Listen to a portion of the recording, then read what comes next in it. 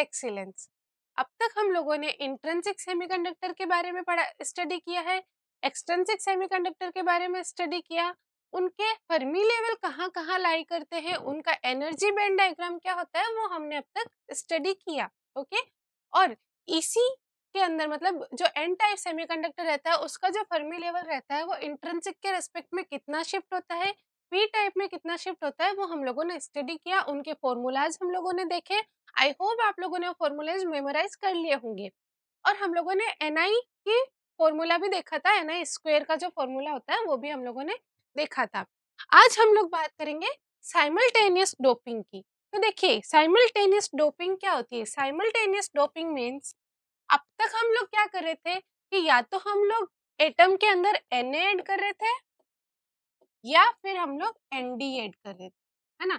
या तो हम लोग क्या कर रहे थे, एक ही टाइप की इम्प्योरिटी ऐड कर रहे थे। जब हम लोग डोनर टाइप के डोपेंट्स ऐड कर रहे थे तब हम लोग एक्सेप्टर वाले ऐड नहीं कर रहे थे, और जब हम एक्सेप्टर वाले कर रहे थे तब हम डोनर वाले नहीं कर रहे थे। Only one type of impurity we were adding. But now what we will do is we will add two types of impurity simultaneously। हमारे पास दो टाइप की impurity है, एक तो Na है और एक Nd है। तो हम लोग क्या करेंगे, एक कोई सिलिकॉन बार या जर्मेनियम बार लिया, इंट्रिंसिक सेमीकंडक्टर ले लिया, उसके अंदर हम लोग पहले एक टाइप की डोपिंग ऐड करेंगे और फिर दूसरे टाइप की डोपिंग ऐड करेंगे। तो हम लोग देखते हैं कि जब हम लोग दोनों टाइप की डोपिंग को एक साथ ऐड करते हैं तब क्या इफेक्ट आता है। तो देखिए हमने अभी भी जो डोपिंग की है वो Na एटम्स पर सेंटीमीटर क्यूब की है, ठीक है। ये कौन सी इम्प्योरिटी हो गई, हम लोगों ने एक्सेप्टर इम्प्योरिटी, ठीक है। ये हम लोगों ने क्या की है, एक्सेप्टर इम्प्योरिटी एड, क्लियर। और हम लोग Nd एटम्स पर सेंटीमीटर क्यूब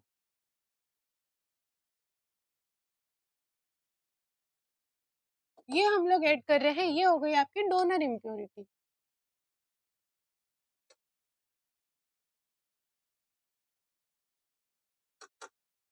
ये क्या हो गई, डोनर इम्प्योरिटी हो गई, ठीक है। अब तक भी हम लोग ये कर रहे थे, बट अब तक हम लोग वन बाय एक एक ऐड कर रहे थे, अब हम लोग ये दोनों ऐड करेंगे। तो सपोज कीजिए हम लोगों ने Na भी ऐड कर दिया, Nd भी ऐड कर दिया। अब देखिए हमको जब हम Na ऐड करते हैं तो हमको वहां से क्या मिलते हैं, Na होल्स मिलते हैं, ठीक है। और जब हम Nd ऐड करते हैं तो हमको Nd से क्या मिलते हैं, Nd इलेक्ट्रॉन्स मिलते हैं, Nd इलेक्ट्रॉन्स मिलते हैं, ठीक है। तो अब जब हम लोग दोनों ये इम्प्योरिटी ऐड करेंगे तो हमारे पास तीन केसेस बन सकते हैं। क्या क्या केसेस बन सकते हैं कि या तो जो मैंने नंबर ऑफ डोनर एटम डाले हैं वो मैंने ज्यादा डाले हैं नंबर ऑफ एक्सेप्टर एटम से, है कि नहीं। मैं कुछ क्वांटिटी में एटम्स ऐड कर रही हूँ, तो सपोज करो कि जो मैंने डोनर इम्प्योरिटी के जो एटम्स ऐड किए वो मैंने ज्यादा ऐड किए एक्सेप्टर से, तब क्या होगा देखिए इस केस के अंदर क्या होता है, अब हमको पता है Nd से कितने इलेक्ट्रॉन्स मिलेंगे, Nd इलेक्ट्रॉन्स मिलेंगे और Na होल्स मिलेंगे। Nd ज्यादा है Na से, तो हम कुछ न्यूमेरिक वैल्यू से एग्जांपल समझते हैं। तो Nd की वैल्यू सपोज करो मैंने ले ली 10,000, ओके, एंड Na की वैल्यू ले ली लेट्स से 8,800, ओके। तो मैंने इतने एटम्स किसके मिलाए, एक्सेप्टर इम्प्योरिटी के, और इतने एटम्स मिलाए मैंने डोनर इम्प्योरिटी के। अब देखिए क्या होगा, जब हम लोग एन टाइप सेमीकंडक्टर पढ़ते थे उसके अंदर क्या होता था कि हमको, अभी ये भूल जाओ कि आपने Na ऐड किया, अभी आप लोगों ने सिर्फ Nd ऐड किया। जब हम लोग सिर्फ Nd ऐड करते थे तो हमको यहाँ से 10,000 इलेक्ट्रॉन्स मिल गए, ठीक है। एक्चुअल में तो क्या रहता है कि 10,000 से कुछ ज्यादा इलेक्ट्रॉन्स भी मिलते हैं। अब देखिए उसके अंदर कुछ होल्स भी होते हैं, ये मेरा क्या रहता था, नंबर ऑफ इलेक्ट्रॉन्स n रहते थे और नंबर ऑफ होल्स कितने रहते थे, डेल्टा n या फिर let's say delta p, okay. तो देखिए ये इतने होल्स मिलते थे। अब इसके अंदर भी Nd प्लस डेल्टा p होता था, बट डेल्टा p जो है वो Nd के रेस्पेक्ट में बहुत बहुत कम होते हैं, तो हम लोग उसको नेग्लेक्ट कर देते हैं। कितना कम होता है, इसकी वैल्यू बहुत कम, लेट्स से 100, 100 भी मैंने ज्यादा ही लिए, चलो 100 तो होती है, अगर ये 10,000 है तो 100, 10,000 के रेस्पेक्ट में 100 भी मैंने बहुत ज्यादा ली है, ठीक है। ये बहुत ज़्यादा होती है, बहुत। आप लोग जब हम लोग क्वेश्चंस करेंगे तो आप लोग खुद एनालिसिस कीजिएगा, खुद गौर कीजिएगा कि आपके क्वेश्चंस में जो मेजॉरिटी कैरियर कंसंट्रेशन है वो कितनी आ रही है और माइनॉरिटी कैरियर कंसंट्रेशन कितनी आ रही है। तब आप लोगों को खुद को समझ आएगा कि कितना ज़्यादा इनमें डिफरेंस होता है। ठीक है, ये डिफरेंस मैंने कुछ भी नहीं लिया है। तो 10,000 के सामने 100 रुपए तो हम लोग, जैसे आपको कोई बोल रहा है ये लो 10,000 रुपए, फिर आप उस वो कोई बोलेगा अरे 100 रुपए मेरे को वापस दे देना, तो आप लोग थोड़ी ना माइंड करोगे। हाँ, अगर वो बोले कि 10,000 रुपए ले ले, उसमें से 9,000 रुपए मुझे माइनस वापस दे दे, तब आप लोगों को लगेगा अरे मैं क्यों वापस दूं। बट 100 रुपए आप लोग बोलेंगे हाँ हाँ चल ले ले ले ले। ठीक है, तो उसी टाइप से 10,000 के रेस्पेक्ट में हम 100 रुपए, 100 जो है, 100 क्वांटिटी जो है, 100 नंबर जो है वो नेग्लेक्ट कर सकते हैं। क्लियर। अब क्या होता है कि इसके अंदर हम लोगों ने बोला ये तो आयनाइजेशन से मिलता है, जो एनडी किससे मिलता था हमको, आयनाइजेशन से मिलता है। और होल्स कहाँ से मिलते थे हमको, ईएचपी जनरेशन वाली प्रोसेस से मिलता है। जो ईएचपी की जनरेशन होती थी उस प्रोसेस से ये मिलता था, और आयनाइजेशन से हमको ये मिलता था। अब वहाँ देखिए हम लोगों ने जनरेशन तो पढ़ा, बट वहां पर क्या होता है, रिकम्बिनेशन भी होता है। ठीक है, रिकम्बिनेशन के अंदर क्या होता है, एक इलेक्ट्रॉन और एक होल गायब हो जाते हैं, पढ़ाया था मैंने। अब देखिए ये 100 जो होल्स हैं, ये क्या करेंगे, 10,000 इलेक्ट्रॉन के साथ रिकम्बाइन होने की कोशिश करेंगे। तो ये 100 होल्स क्या करेंगे, इस 10,000 में से 100 होल्स, 100 इलेक्ट्रॉन्स को कम कर देंगे। ठीक है, ये जब कम करेंगे तो इसकी क्वांटिटी में थोड़ी सी कमी आएगी। बट एक्चुअल में क्या है कि वो कमी बहुत कम है, 10,000 में से 100 बहुत कम है। तो हम लोग उस कमी को नेग्लेक्ट कर देते हैं और हम लोग इसको एनडी ही लेते हैं। हम लोग क्या लेते हैं, इसको एनडी ही लेते हैं एज इट इज। ठीक है, क्योंकि ये नेग्लिजिबल रहती है इसके कंपेयर में। ये चीज हो गई। अब वापस इस पर आ जाते हैं हम लोग, फिर से आप लोग इस पर आ जाइए। अब हम लोगों ने एनडी मिला दी 10,000 और एनए मिला दी 8,800। अब इस एनडी ने क्या किया, इतने इलेक्ट्रॉन्स दे दिए, और इस एनए ने क्या किया, इतने होल्स दे दिए। अब देखिए यहाँ भी रिकम्बिनेशन होगा, क्योंकि अब यहाँ भी इलेक्ट्रॉन है और यहाँ भी क्या है, होल्स है, और जहां पर इलेक्ट्रॉन और होल्स होता है वहां पर क्या होगा, रिकम्बिनेशन होगा। रिकम्बिनेशन होगा तो अब क्या होगा, इलेक्ट्रॉन की क्वांटिटी में क्या होगी, कमी होगी। ठीक है, यहाँ से कितने 10,000 इलेक्ट्रॉन्स मिल गए और यहाँ से 8,800 होल्स मिल गए। अब क्या होगा, इलेक्ट्रॉन्स में और होल्स में कमी आएगी। ठीक है, बट अब क्या हो रहा है, 10,000 इलेक्ट्रॉन्स और ये 8,800 होल्स है। तो देखिए 10,000 इलेक्ट्रॉन्स को रिकम्बाइन होने के लिए कितने होल्स चाहिए, 8,000 सॉरी 10,000 होल्स चाहिए। अगर मुझे ये सारे के सारे रिकम्बाइन करवाने तो कितने होल्स चाहिए, 10,000। क्या हमारे पास 10,000 होल्स अवेलेबल है, नहीं, हमारे पास तो 8,800 होल्स ही अवेलेबल है। इसका मतलब ये सारे के सारे इलेक्ट्रॉन्स तो रिकम्बाइन नहीं होंगे, फर्स्ट पॉइंट। तो सेकेंड पॉइंट, कितने फिर रिकम्बाइन होंगे, देखिए ये 8,800 होल्स को कितने इलेक्ट्रॉन्स चाहिए रिकम्बाइन होने के लिए, 8,800। क्या 8,800 इलेक्ट्रॉन्स अवेलेबल है, यस ऑब्वियसली अवेलेबल है। तो ये 8,800 होल्स क्या करेंगे, इन 10,000 में से 8,800 इलेक्ट्रॉन्स को रिकम्बाइन कर देंगे।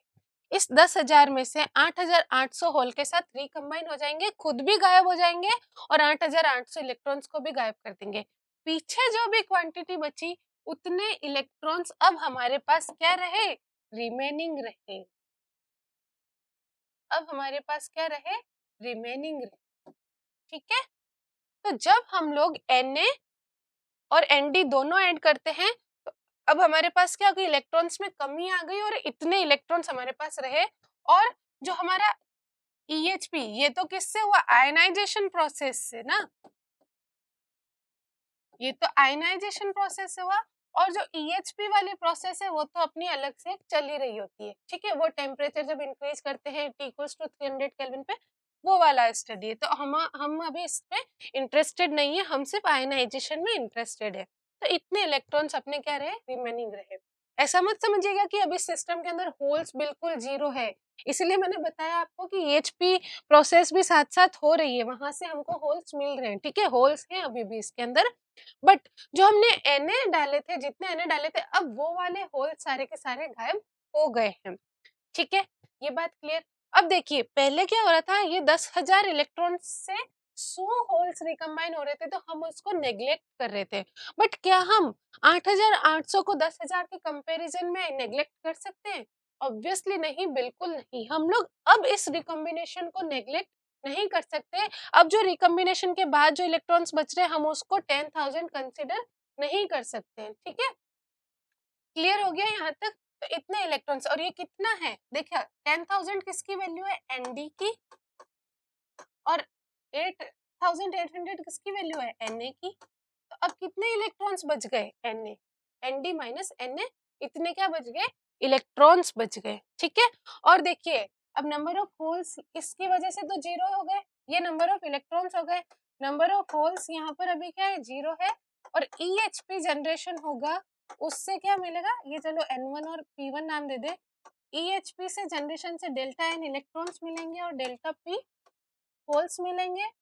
तो अब अपने पास टोटल नंबर ऑफ इलेक्ट्रॉन्स कितने हो गए, ND minus NA plus delta N, but delta N is still negligible with respect to ND minus NA, so we are neglecting, और पी की वैल्यू कितनी हो गई, डेल्टा। ठीक है, तो अब देखिए जो डेल्टा पी है वो एनडी माइनस एनए के रेस्पेक्ट में बहुत कम है अभी भी, तो इसका अंदर, इसका मतलब इसके अंदर मेजोरिटी में क्या है, इलेक्ट्रॉन्स है। इसका मतलब इसके अंदर मेजोरिटी में क्या है, इलेक्ट्रॉन्स है। तो ये क्या हो गया, एन टाइप का सेमीकंडक्टर हो गया।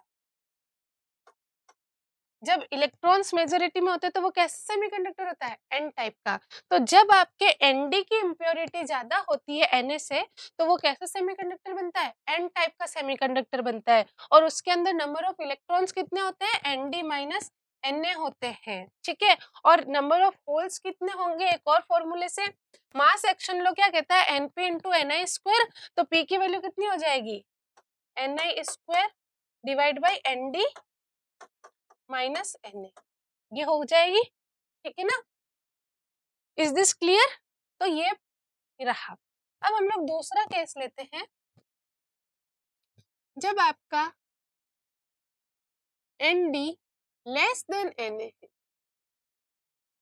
ठीक है, तो इससे हमको फिर से हम लोग एग्जांपल लेते हैं। अब हमारे पास एन ए हो गया 10,000, तो हमको क्या 10,000 होल्स मिल गए, और आपका एन डी ले लिया वही 8,800, तो इतने आपके इलेक्ट्रॉन्स मिल गए।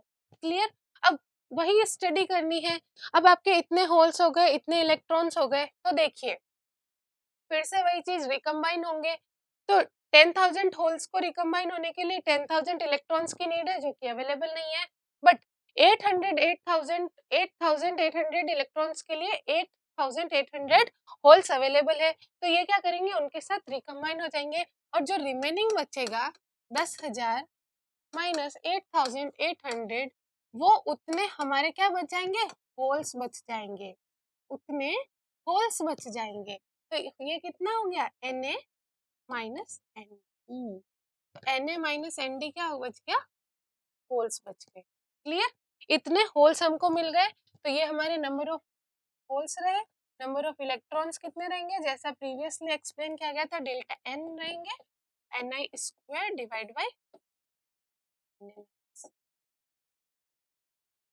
ठीक है। और अभी इसके अंदर क्या है, P is greater than N है, नंबर ऑफ होल्स क्या है, ज्यादा है, क्योंकि अभी ये बहुत कम है, वही सेम प्रीवियस वाली स्टडी। तो ये क्या हो जाएगा आपका P टाइप का सेमीकंडक्टर, ये क्या हो गया, P टाइप का सेमीकंडक्टर हो गया। तो जब आपके Na एटम्स ज्यादा रहेंगे Nd से, तो हमको P टाइप का सेमीकंडक्टर मिलेगा, और उसके अंदर नंबर ऑफ होल्स ज्यादा रहेंगे, और कितने रहेंगे, Na माइनस Nd।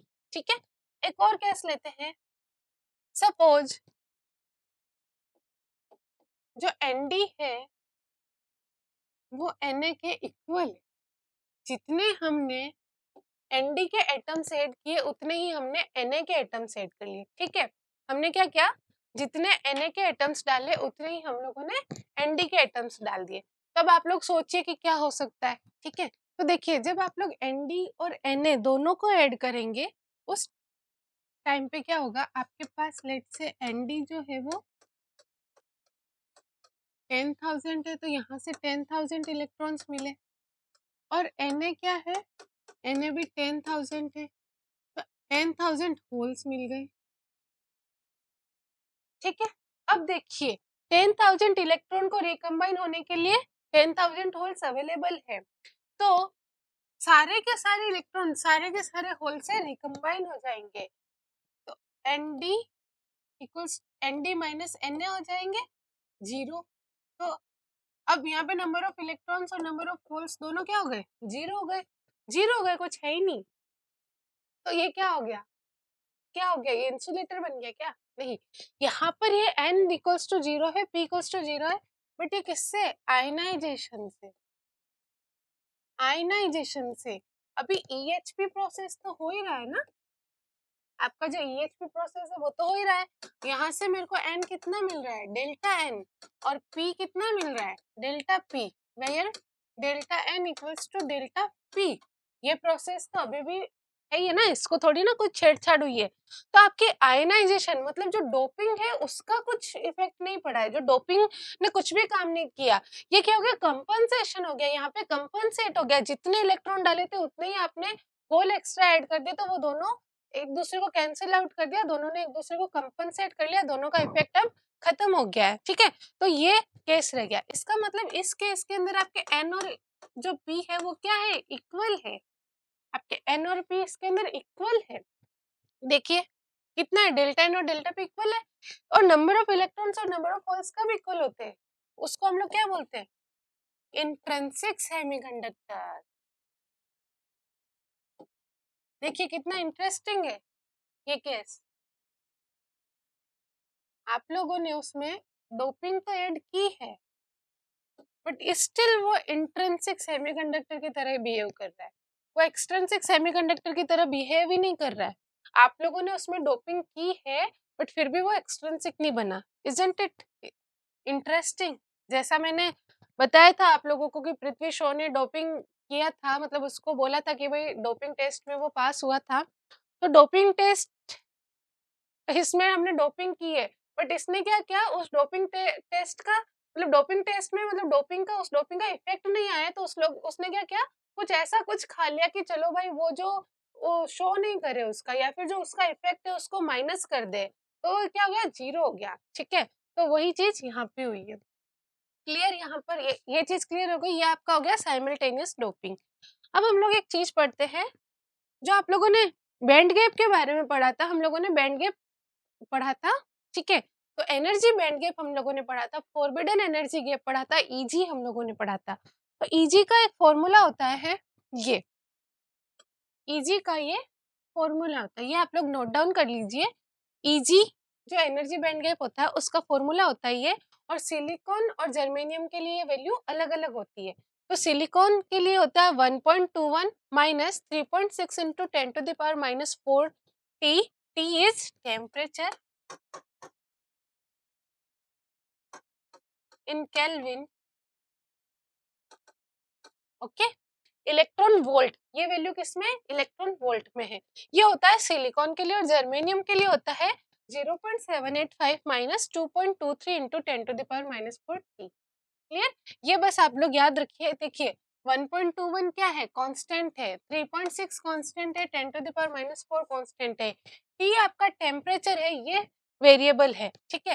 तो आपका जो एनर्जी बैंड गैप है वो प्योरली किस पे डिपेंड करता है, टेम्परेचर पे, वो टेम्परेचर के अलावा और किसी पे डिपेंड नहीं करता है। अब आप लोग एक चीज देखिए, जब आप लोग टेम्परेचर इंक्रीज करेंगे, जैसे जैसे हम लोग टेम्परेचर को इंक्रीज करते हैं, तो ये वैल्यू क्या होगी, इंक्रीज होगी। अब किसी में से ये वैल्यू इंक्रीज वैल्यू कम हो रही है, तो ओवरऑल वैल्यू क्या आएगी, कम आएगी। तो टेम्परेचर जब हम इंक्रीज करेंगे तो Eg की वैल्यू क्या हो जाएगी, कम हो जाएगी, ठीक है।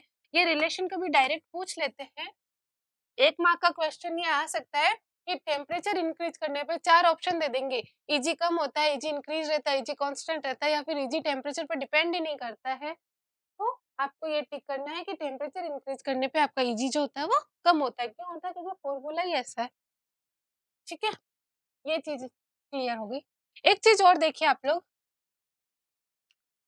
एक मैं चीज आप लोगों को पहले ही क्लियर कर देती हूँ न्यूमेरिकल्स करवाने से पहले, क्योंकि स्टूडेंट्स को जनरली जब वो न्यूमेरिकल करने जाते हैं तो एक डाउट होता है उनको, तो मैंने सोचा कि ये डाउट मैं आप लोगों को पहले ही क्लियर कर दूं, ताकि जब अब हम लोग क्वेश्चन करने जाए तो आपका ध्यान पूरा क्वेश्चन पे और कंसेप्ट पे रहे कि उस क्वेश्चन में आपको क्या कंसेप्ट अप्लाई करना है, ठीक है।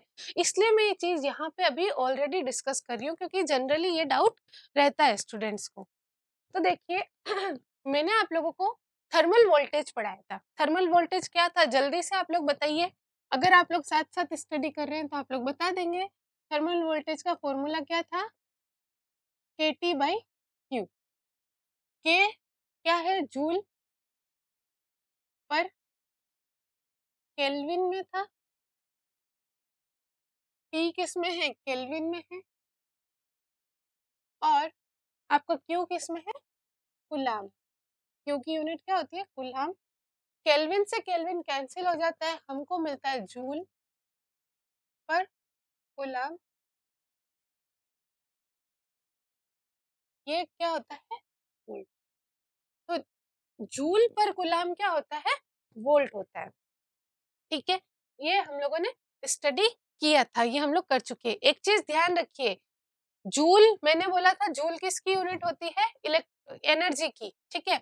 और मैंने बोला था एनर्जी की एक और यूनिट होती है इलेक्ट्रॉन वोल्ट। तो जूल पर कुलाम वोल्ट होता है, लेकिन आप यहाँ पे जूल में रखिएगा, इलेक्ट्रॉन वोल्ट पर कुलाम आपका वोल्ट में नहीं आएगा, ध्यान रखिएगा। जैसे स्टैंडर्ड यूनिट होती है ना, आपको अगर आप सेंटीमीटर में रख रहे हो, डिनोमिनेटर में, न्यूमरेटर में क्या रख रहे हो, तो वो आपको हर जगह सेंटीमीटर सेंटीमीटर में कन्वर्ट करना रहता है। आप ऐसे नहीं कर सकते कहीं सेंटीमीटर कर रहे हो फिर आप किसी और में आंसर ला रहे हो, इस टाइप से आपको जूल पर गुलाम ही वोल्ट होता है, ठीक है। अगर आप लोग यहाँ पे इलेक्ट्रॉन वोल्ट रख देंगे तो आपको उसमें चेंजेस करने पड़ेंगे, किसी से डिवाइड करना पड़ेगा, इस टाइप से। ये चीज आप लोग ध्यान रखिए। अब देखिए, हम लोगों ने जब स्टडी किया था फर्मी लेवल्स का, जब हम लोगों ने फर्मी लेवल्स के फॉर्मूले देखे थे, E F N, E F P, E F I के, उसमें बार बार एक टर्म आ रही थी के टी। उसमें बार बार एक टर्म आ रही थी के टी, ठीक है। यहाँ से देखिए Q V T equals to K T है, और ये मैंने बताया था आप लोगों को, ये किसको रिप्रेजेंट करता है, एनर्जी को। ये मैंने बताया था किसको रिप्रेजेंट करता है, एनर्जी को। और किसकी एनर्जी को रिप्रेजेंट करता है, इलेक्ट्रॉन की एनर्जी को। और मैंने ये भी बताया था कि इलेक्ट्रॉन की एनर्जी किस में होती है, इलेक्ट्रॉन वोल्ट में होती है, ठीक है। तो देखिए, और मैंने ये भी बताया था, तो अब आपके जब क्वेश्चन आप लोग करोगे ना, तो क्वेश्चन में आपको वो फॉर्मूलाज अप्लाई करने पड़ेंगे, E F P, E F N के, तो उसमें के टी टर्म्स बार बार आएगी। अब मैंने ये भी आप लोगों को बताया था कि जब आप लोग के की वैल्यू पुट करो, तो आप लोग देखो कि के की वैल्यू किसके साथ पुट हो रही है। अगर जो साथ वाली क्वांटिटी है वो इलेक्ट्रॉन वोल्ट में है, तो आप लोग इसको भी इलेक्ट्रॉन वोल्ट में पुट करेंगे, बताया था मैंने। तो ये देखिए फॉर्मूले कहाँ आ रहे हैं, ई एफ पी और ई एफ एन में। तो वो जो एनर्जी लेवल है किसके, इलेक्ट्रॉन के एनर्जी लेवल है, और इलेक्ट्रॉन की एनर्जी किस में होती है, इलेक्ट्रॉन वोल्ट में होती है। तो आपको ये के किस में पुट करना पड़ेगा, इलेक्ट्रॉन वोल्ट में पुट करना पड़ेगा। मैंने चेंज करना आप लोगों को बताया था कि कैसे आप चेंज कर सकते हैं। और आप लोग जो मैं ये चीज बता रही हूँ, अगर ये चीज आप लोग ना भी करें, आप लोग सीधा के की वैल्यू जूल में रख के उसको इलेक्ट्रॉन वोल्ट में कन्वर्ट करें, तब भी आपका आंसर आ जाएगा। बट वो थोड़ा सा टाइम कंज्यूमिंग होगा, इसलिए मैं अभी 5-7 मिनट में, 10 मिनट में थोड़ा सा एक्सप्लेन कर देती हूँ, ताकि आपका जब गेट एग्जाम हो उसमें आपका टाइम कंज्यूम थोड़ा सा कम हो। क्योंकि आप लोग ये चीज तुरंत आप लोग बता देंगे कि केटी की वैल्यू ये होगी, आपको उसको इलेक्ट्रॉन वोल्ट और जूल में कन्वर्ट करने की नीड नहीं होगी, ठीक है। तो थोड़ा सा, क्योंकि टाइम बहुत इंपॉर्टेंट फैक्टर होता है गेट एग्जामिनेशन के अंदर। तो देखते हैं कैसे। देखिए, मैंने क्या बोला था, चलिए केटी की बात करते हैं। केटी की यूनिट, के की यूनिट क्या है, जूल पर केल्विन, और टी की कितनी है, केल्विन। ये कितनी हो गई, जूल। मैंने आपको बताया था 1 electron volt equals to 1.6 into 10⁻⁻19 joule. मुझे एक बात बताइए, ये 1.6 इंटू 10⁻19 आपने कहीं पहले देखा है, ये क्या है, एक इलेक्ट्रॉन पे कितना चार्ज है उसका मैग्नीट्यूड। एक इलेक्ट्रॉन पे कितना चार्ज होता है, -1.6 इंटू 10⁻⁻19 कूलाम। इसके मैग्नीट्यूड की अगर मैं बात करूं तो कितना है, 1.6 इंटू 10⁻⁻19। ओके, तो ये क्या है, मैग्नीट्यूड ऑफ क्यू हो गया। देखिए, विदाउट यूनिट अगर आप लोग यहाँ पे 1.6 इंटू 10⁻⁻19 कूलाम इसको लिख देंगे तो यहाँ पे क्या बन जाएगा, कूलाम जूल बन जाएगा, कूलाम इंटू जूल, तो ये यूनिट ही चेंज हो जाएगी। आप बोल रहे हो अगर आप लोग यहाँ कूलाम रख देंगे तो आप लोग बोल रहे हो कि इलेक्ट्रॉन वोल्ट जो होता है वो कूलाम वोल्ट के कूलाम इंटू जूल के इक्वल हो गया। ये तो पूरी फिजिक्स ही हिल जाएगी, क्योंकि सिर्फ इलेक्ट्रॉन वोल्ट और जूल में रिलेशन हो सकता है, वो उसमें कैसे आप इक्वलिटी का साइन लगा सकते हैं, ठीक है। तो यहाँ पर हम लोग सिर्फ मैग्नीट्यूड में इंटरेस्टेड है। आई एम रिपीटिंग, आप लोग यहाँ पे कूलाम नहीं रख रहे हैं, हम लोग यहाँ पे यूनिट नहीं रख रहे हैं, ठीक है। यहाँ पर सिर्फ हम लोग इसको ऐसा बोल सकते हैं 1 electron volt equals to magnitude of Q joule, ये चीज बोल सकती हूँ, ऐसा कर सकते हैं ना। I am again repeating, please confuse मत होइएगा, यहाँ पे कूलाम नहीं है, ओके, क्योंकि कूलाम हो जाएगा तो वो कुछ और ही बन जाएगा। अब देखिए, मैंने बोला है कि ये वैल्यू जो है ये केटी है, ठीक है, ये केटी है, ठीक है। अब आपको क्या करना है, ये केटी हो गई, तो मैंने बोला ये अगर वैल्यू केटी है जूल पर केल्विन इंटू केल्विन, अगर मुझे इसको, मैंने बोला ये जूल पर केल्विन इंटू केल्विन जो है इसको मुझे इलेक्ट्रॉन वोल्ट में कन्वर्ट करके दीजिए। तो मैंने क्या बताया था, 1 इलेक्ट्रॉन वोल्ट इक्वल्स टू होता है तो 1 जूल इक्वल्स टू कितना हो जाएगा, 1/1.6 इंटू 10⁻⁻19। बस अब कूलाम नहीं रखना है, ये हो जाएगा electron volt divide by kelvin, और टेम्परेचर तो अपना केल्विन में है ही है, ठीक है। तो यहाँ पर जो भी क्वांटिटी आ रही थी लेट से x, तो यहाँ पर अब कितने आएगी, x/1.6 इंटू 10⁻⁻19 इलेक्ट्रॉन वोल्ट, ठीक है। या फिर मैं इसको क्या बोल सकती हूँ, x by magnitude of q, ठीक है। अब ये x क्या है, kt ही तो है, कौन सा k, जब आप k को 1.38 इंटू 10⁻⁻23 लिख रहे हो, इतनी तो है ये के, ये x की वैल्यू कितनी होगी, के टी, के क्या 1.38 इंटू 10⁻3। अब हम लोग न्यूमेरिकल वैल्यूज की बात करें, हम लोग यूनिट्स भूल जाइए अभी, तो k की वैल्यू क्या है 1.38 इंटू 10⁻3, इसका मतलब ये वैल्यू कितनी आएगी 1.38 into 10⁻23 into what ever the temperature divided by 1.6 into 10⁻19, ये इतने इलेक्ट्रॉन वोल्ट में आ जाएगी। जो हमारा केटी है, जो केटी एनर्जी है वो इलेक्ट्रॉन वोल्ट में कितनी आई, इतनी आई, ठीक है, इतनी आई। अब देखिए, हमने अभी थर्मल वोल्टेज देखा था ना, ये रहा, हाँ, केटी बाई क्यू, मैंने बोला है कि केटी बाई क्यू की वैल्यू निकालो, केटी बाई क्यू कितना आएगा 1.38 into 10⁻⁻23 into T divide by 1.6 into 10⁻⁻19। देखिए ये 10⁻⁻19 है, ठीक है, समझ लीजिएगा आप लोग। देखिए 1.38 into 10⁻⁻23 divide by 1.6 into 10⁻⁻19 into T, यहाँ पे भी यही है, यहाँ पे भी यही आ रहा है, बट ये इलेक्ट्रॉन वोल्ट में, ये एनर्जी को रिप्रेजेंट कर रहा है, और ये वोल्ट में है, ये वोल्टेज को रिप्रेजेंट कर रहा है, ठीक है। तो एक्चुअल में क्या हो रहा है कि जो केटी की वैल्यू है, केटी की जो मैग्नीट्यूड है इन इलेक्ट्रॉन वोल्ट, वो इक्वल है आपके थर्मल वोल्टेज के मैग्नीट्यूड के इन वोल्ट।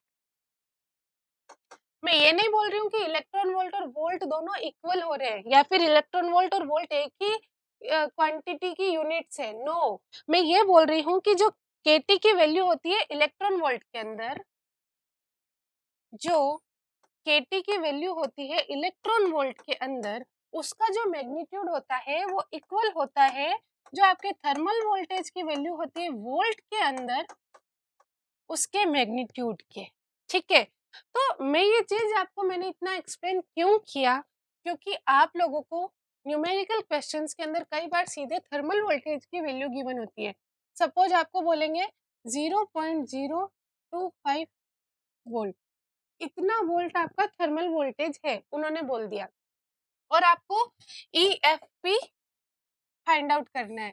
अब EFP फाइंड आउट करने में आप लोग KT वैल्यू रखेंगे, KT वैल्यू इलेक्ट्रॉन वोल्ट के अंदर रखेंगे, तो आप लोग क्या करेंगे, पहले VT equals to KT by Q करेंगे, फिर यहाँ से KT की वैल्यू निकालेंगे, और फिर उस KT को यहाँ से जो भी केटी की वैल्यू आएगी वो फॉर्मूले के अंदर पुट करेंगे और फिर उसको वापस आप लोग इलेक्ट्रॉन वोल्ट में कन्वर्ट करेंगे, तो कितना आप लोगों को प्रॉब्लम होगी।